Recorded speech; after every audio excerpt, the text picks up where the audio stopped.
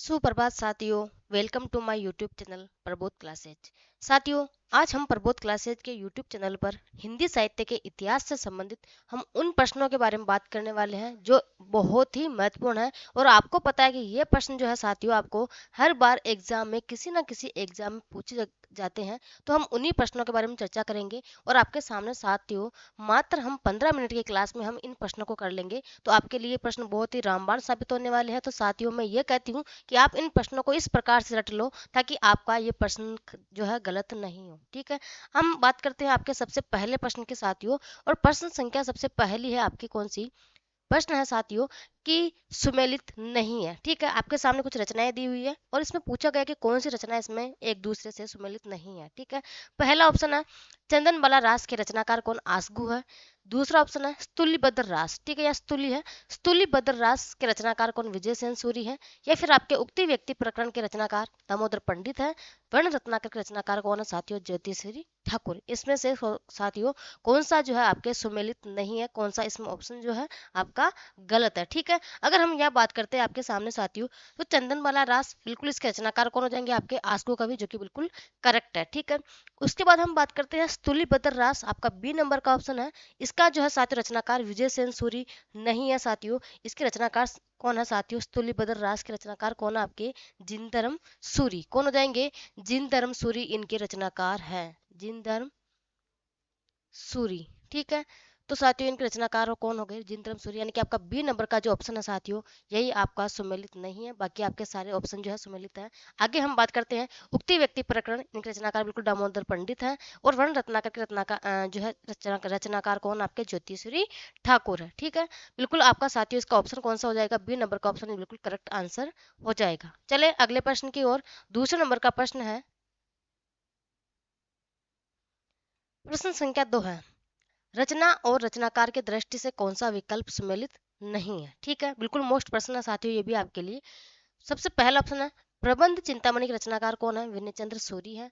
पहुड़ दोहा, इसके रचनाकार कौन साथियों? राम सिंह है। नेमिनाथ चरियू, इनके रचनाकार कौन है? हरिभद्र सूरी है। भविष्यत कहा, इनके रचनाकार कौन है? धनपाल है। तो अगर हम इसकी बात करते हैं साथियों दूसरे प्रश्न की, तो इसके रचनाकार सम्मिलित नहीं है। अगर हम सबसे पहले बात करते हैं पहले ऑप्शन की कि प्रबंध चिंतामणि, तो इसके रचनाकार कौन है साथियों? प्रबंध चिंतामणि रचनाकार की अगर हम बात करते हैं तो साथियों विनय चंद्र सूरी नहीं है। इसके रचनाकार कौन है साथियों? प्रबंध चिंतामणि के रचनाकार है आपके मेरु तुंग। कौन है? मेरु तुंग। ठीक है, तो आपका पहला नंबर का ऑप्शन ही जो है बिल्कुल करेक्ट आंसर हो जाएगा। कौन सा साथियों?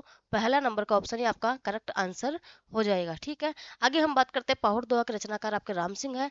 नामीनाथ चरियू के रचनाकार आपके हरिभद्र सूरी है। भविष्यत कहा के रचनाकार कौन? आपके धनपाल हैं। ठीक है, बिल्कुल आपका यहाँ पे ए नंबर का ऑप्शन बिल्कुल सही उत्तर हो जाएगा। चले अगले प्रश्न की ओर। और पिछले वाला जो प्रश्न था इसमें आपका कौन सा साथियों? बी नंबर का ऑप्शन बिल्कुल सही उत्तर हो जाएगा। ठीक है, चले आगे। तीसरा प्रश्न है, तीसरे प्रश्न की हम बात करते हैं।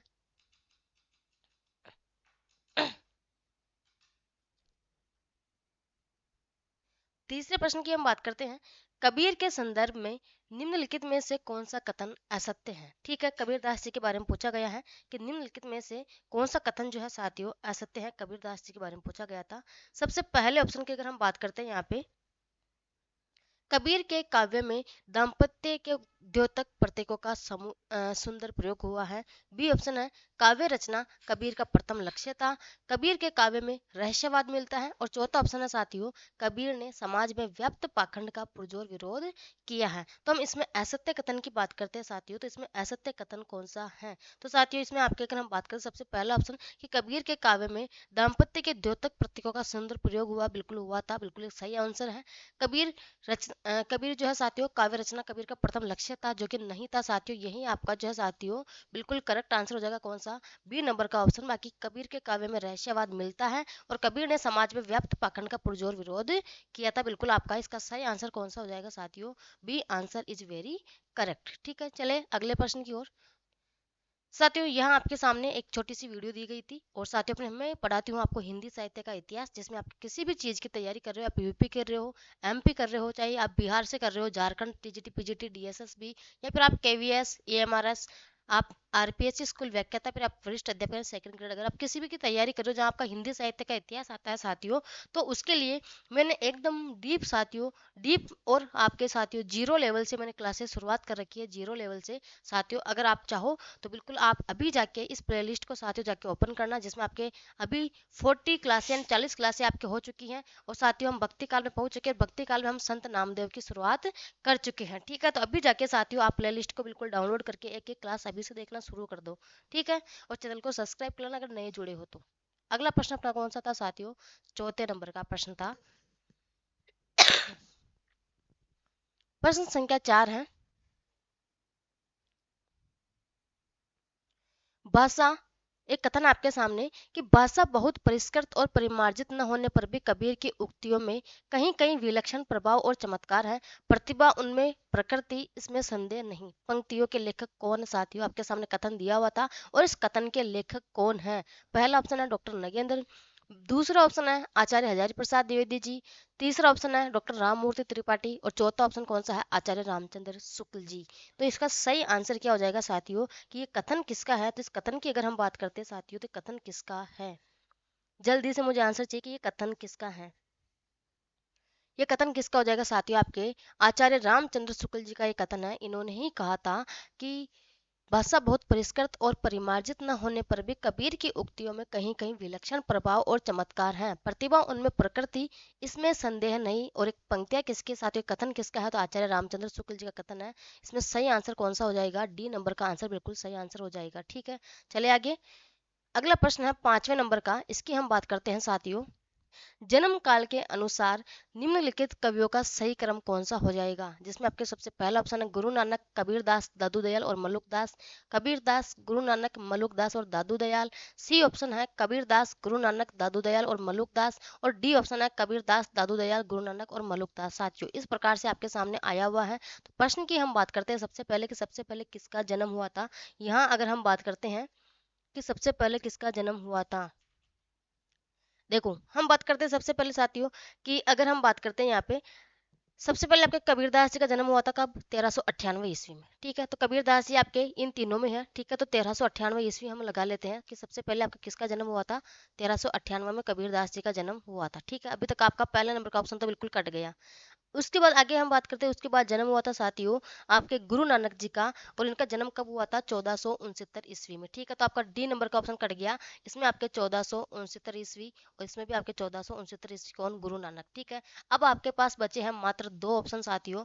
दो ऑप्शन में हम बात करते हैं। इससे पहले अब हम बात करते हैं कि दादू दयाल का जन्म कब हुआ था? 1544 में हुआ था साथियों। तो उसके बाद आपके 1544 में दादू दयाल ने आपका जो है ये ऑप्शन भी कट गया। और मलुक दास का जन्म कब हुआ था साथियों? तो 1574 ईस्वी में मलुक दास का जन्म हुआ था। तो साथियों बिल्कुल आपका सी नंबर का ऑप्शन बिल्कुल करेक्ट आंसर हो जाएगा। कौन सा? सी नंबर का जो आंसर है बिल्कुल करेक्ट आंसर हो जाएगा। ठीक है, ऑप्शन नंबर सी बिल्कुल करेक्ट आंसर। चले आगे।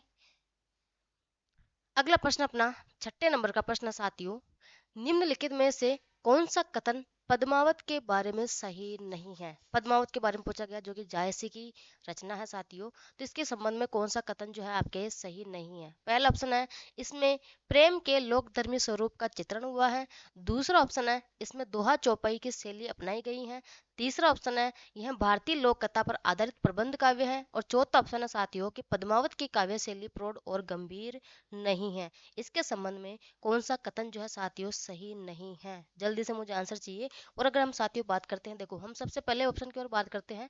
पहला ऑप्शन आपका क्या था कि पद्म इसमें प्रेम के लोकधर्मी स्वरूप का चित्रण हुआ है। तो बिल्कुल हुआ था साथियों, आपको पता है कि पद्मावत प्रेम जो है इससे संबंधित है। ठीक है, इसके बाद आगे हम बात करते हैं, इसमें दोहा चौपाई शैली अपनाई गई थी। बिल्कुल इसमें दोहा चौपाई शैली अपनाई गई थी, ये भी आपका करेक्ट आंसर है। ये भारतीय लोक कथा पर आधारित है। बिल्कुल साथियों भारतीय लोक कथा पर आधारित है। आपने सुना भी होगा पद्मावत के बारे में कि उनकी प्रेम जो कहानी थी उनके बारे में आपने सुना होगा साथियों। और चौथा ऑप्शन है आपका डी ऑप्शन कि पद्मावत की काव्य शैली प्रौढ़ और गंभीर नहीं है। ठीक है, बिल्कुल प्रौढ़ और गंभीर है साथियों। ऐसा भी आपके जो है ये कथन बिल्कुल सही हो जाएगा, क्योंकि प्रौढ़ और गंभीर नहीं नहीं यहाँ पे है। ठीक है, तो आपका यहाँ पे कौन सा? चौथे नंबर का ऑप्शन बिल्कुल करेक्ट आंसर हो जाएगा साथियों। आंसर नंबर 4 बिल्कुल करेक्ट आंसर हो जाएगा। ठीक है, चलिए अगले प्रश्न की ओर। 7वें नंबर का प्रश्न है, इसकी हम बात करते हैं। ठीक है, भ्रमर गीत प्रसंग का प्रतिपाद्य है। ठीक है। प्रश्न संख्या 7 कि भ्रमर गीत प्रसंग का प्रतिपाद्य क्या है? ए ऑप्शन है वात्सल्य रस का चित्रण, बी ऑप्शन है गोपियों का विरह वर्णन, सी ऑप्शन है सगुण भक्ति की महिमा का निर्गुण का खंडन, और डी ऑप्शन है कृष्ण की भक्ति। ठीक है, इस प्रश्न की हम बात करते हैं साथियों। तो सबसे पहले अगर हम यह बात करते हैं कि भ्रमर गीत प्रसंग का प्रतिपाद्य क्या है। देखो, वात्सल्य रस का चित्रण बिल्कुल इसमें हुआ था भ्रमर गीत में, और आपने पढ़ा भी होगा। बी ऑप्शन गोपियों का विरह वर्णन बिल्कुल इसमें दिया हुआ था, और सगुण भक्ति की महिमा का निर्गुण खंडन। नहीं साथियों, निर्गुण भक्ति महिमा का सगुण खंडन हुआ था, ये उल्टा दिया हुआ है। तो आपका सी नंबर का ऑप्शन ही यहाँ पे करेक्ट आंसर हो जाएगा। आगे हम बात करते हैं डी नंबर के ऑप्शन की। तो साथियों, कृष्ण की भक्ति बिल्कुल इसमें दी हुई है। चलिए आगे, अगला प्रश्न कौन सा, इसका सही आंसर कौन सा हो जाएगा साथियों? सी नंबर का आंसर इसका सही आंसर हो जाएगा।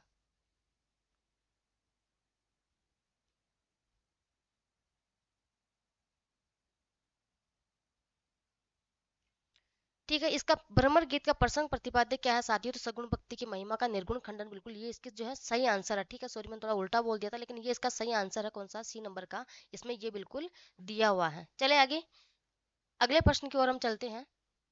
8वें नंबर का प्रश्न है अपना कि कृष्ण भक्ति काव्य के संदर्भ में इनमें से कौन सा कथन असत्य है? कृष्ण भक्ति काव्य के संदर्भ में पूछा गया था कि इनमें से कौन सा कथन जो है आपके असत्य है। ठीक है, सबसे पहला ऑप्शन है साथियों, असत्य पूछा गया था कि भगवत कृपा की प्राप्ति के लिए सूर्य की भक्ति पद्धति में अनुग्रह का प्राधान्य है। बी ऑप्शन है नंददास ने भंवर गीत नामक ग्रंथ की रचना की थी।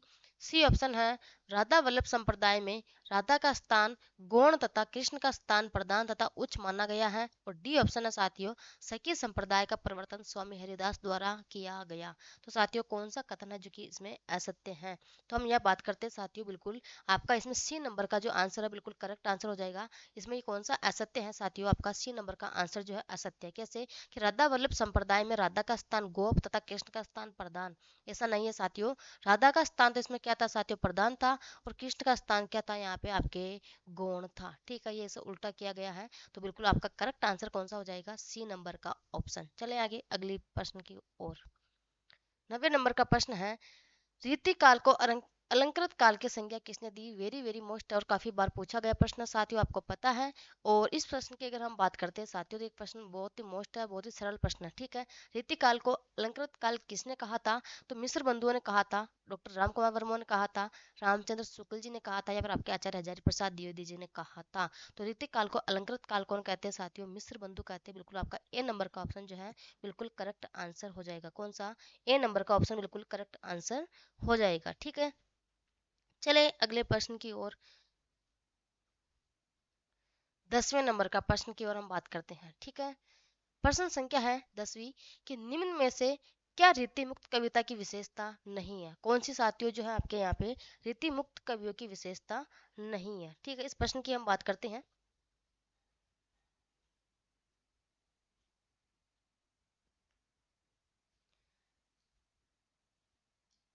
सबसे पहले ऑप्शन की ओर हम बात करते हैं साथियों। पहला ऑप्शन आपके सामने कि रीति मुक्त कवियों का प्रेम वर्णन व्यथा प्रदान है। दूसरा ऑप्शन है प्राचीन काव्य परंपरा का अनुसरण इनकी उल्लेखनीय विशेषता है। तीसरा ऑप्शन है इनके प्रेम में उदारता है और रीतिबद्ध कवियों जैसी इंद्रिय वासना है। और चौथा ऑप्शन क्या है? इस धारा के काव्य में कवियों की प्रेमानुभूति को आत्माभिव्यक्ति की शैली में स्थान प्राप्त हुआ है। तो साथियों, कौन सी विशेषता जो है आपके रीति मुक्त कवियों की विशेषता नहीं है? कौन सी साथियों, कौन सी विशेषता ऐसी जो कि आपके रीति मुक्त कवियों की विशेषता नहीं है? ठीक है, तो हम यहाँ बात करते हैं। आपका बी नंबर का ऑप्शन बिल्कुल करेक्ट आंसर हो जाएगा साथियों, बी नंबर का, कि आपके प्राचीन काव्य परंपरा का अनुसरण इनकी उल्लेखनीय विशेषता है। यही आपका क्या हो जाएगा? बिल्कुल करेक्ट, ये इनकी विशेषता नहीं है। किसकी? रीति काव्य धारा की। चले आगे 11वें प्रश्न की ओर।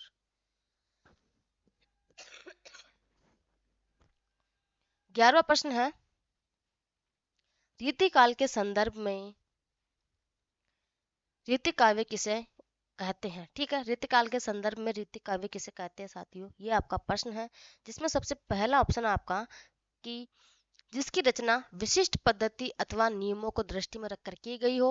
दूसरा ऑप्शन है जिसकी आत्मा अलंकार हो। तीसरा ऑप्शन है जो गुण विशिष्ट रचना हो। और चौथा ऑप्शन क्या है, जो भारतीय परंपराओं का वर्णन करे। तो साथियों, कौन सी जो है इसमें रीति काव्य की विशेषता है? ठीक है, रीतिकाल के संदर्भ में रीति काव्य किसे, रीतिकाल किसे कहते हैं, ये आपका प्रश्न है। अगर हम बात करते हैं,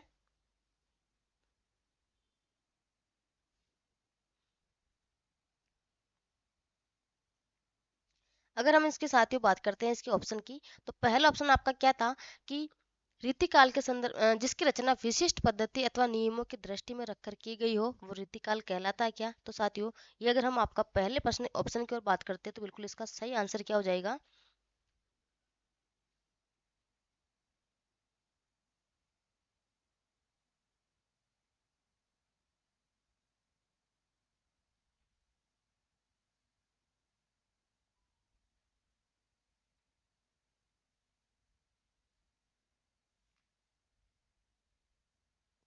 चलो ठीक है ना, चलते। रीति काव्य किसे कहते हैं? ठीक है, तो बिल्कुल आपका ए नंबर का ऑप्शन यहाँ पे साथियों करेक्ट आंसर हो जाएगा। कौन सा? ए नंबर का, कि जिसकी रचना विशिष्ट पद्धति अथवा नियमों की दृष्टि में रखकर की गई हो वो क्या कहलाता है? आपका रीति काव्य कहलाता है। ठीक है, एक नंबर का ऑप्शन आपका बिल्कुल करेक्ट आंसर हो जाएगा। अगला प्रश्न है 12वें नंबर का। निम्न में से कौन सी रचना एवं रचनाकार का युग्म सुमेलित नहीं है? कौन सी रचना और उनके रचनाकार का युग्म जो है साथियों सुमेलित नहीं है? ठीक है, इसकी अगर हम बात करते हैं, कौन सी रचना और रचनाकार उनके सुमेलित नहीं है? काव्य निर्णय किसकी है? भिखारी दास की। और अगर हम बात करते हैं साथियों, रस रहस्य किसकी है? कुलपति मिश्र की है। अगला प्रश्न है, रस विलास किसकी है? चिंतामणि की है। या फिर आपके अगर हम बात करते हैं भाव विलास किसकी रचना है? तो साथियों इसके रचनाकार कौन है? केशव दास। तो इसका सही आंसर क्या हो जाएगा अगर हम बात करते हैं साथियों? तो देखो, रस रहस्य रचना अगर इसकी हम बात करते हैं साथियों, तो ये किसकी है? आपके रस रहस्य कुलपति मिस्र की। ठीक है, तो बिल्कुल आपका बी नंबर का ऑप्शन तो बिल्कुल सही है। कौन सा युग्म सुमेलित नहीं पूछा। ठीक है, काव्य निर्णय की अगर हम बात करते हैं साथियों कि आपकी और कौन सी? रस विलास। ठीक है, रस विलास, काव्य निर्णय और आपके और कौन सी साथियों? भाव विलास। ठीक है, तो काव्य निर्णय किसकी है साथियों? क्या भिखारी दास की रचना है काव्य निर्णय?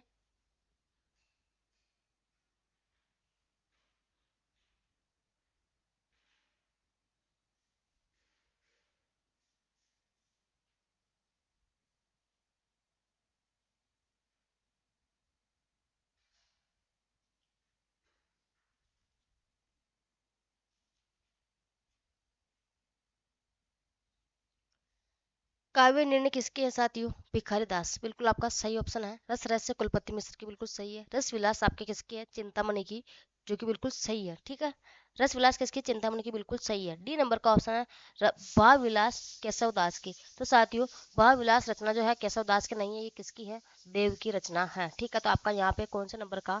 बिल्कुल डी नंबर का ऑप्शन बिल्कुल करेक्ट आंसर हो जाएगा। चलिए अगले प्रश्न की ओर। निज भाषा उन्नति अहि सब उन्नति को मूल, बिनु निज भाषा ज्ञान के मिटत न ही का सूल। ये किसकी रचना है? तो किसकी रचना है साथियों? फ्रेडरिक पिंकोट की है, भारतेंदु हरिश्चंद्र की है, कार्तिक प्रसाद खत्री की, या फिर आपके राधा कृष्ण दास की है? तो बिल्कुल साथियों भारतेंदु हरिश्चंद्र की पंक्तियां हैं। ठीक है, बिल्कुल मोस्ट है ये प्रश्न भी। इसका बिल्कुल आपके बी नंबर का ऑप्शन बिल्कुल करेक्ट आंसर हो जाएगा। चलिए अगले प्रश्न की ओर। द्विवेदी युगिन कविता के संदर्भ में इनमें से कौन सा कथन गलत है?